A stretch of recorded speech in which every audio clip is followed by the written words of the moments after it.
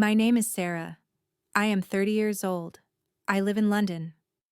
Last summer, I went on a holiday. I visited Italy. It was my first time in the country. I planned my trip in May. I booked a flight and a hotel. I packed my suitcase. I put clothes, shoes, sunglasses, shampoo, and a phone charger in my bag. I went to the airport by taxi. My flight was at 9 o'clock in the morning. At the airport, I showed my passport and ticket. I waited in the lounge. I was excited. The flight took 2 hours. I arrived in Rome. The weather was hot and sunny. I wore a hat and sunglasses. I drank water and took many photos. I stayed at a hotel near the city center. My room had a bed, a desk, a chair, and a bathroom. There was also a small fridge. I slept well every night. Each day, I visited different places.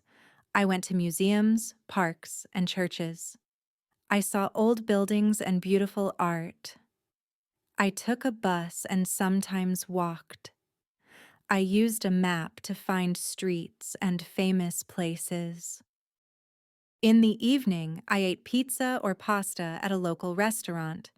I drank lemonade or juice. The food was delicious. I always left a tip for the waiter. One day, I took a train to Florence. It was a short trip. The train was fast and comfortable. In Florence, I visited a big cathedral and a famous bridge. I bought souvenirs for my family, magnets, postcards, and a t-shirt. I met friendly people during my holiday. I spoke English and used simple Italian words like hello, please, and thank you. I returned to London after 7 days. I took a taxi from the airport to my home. I was tired but happy. Now I want to travel again.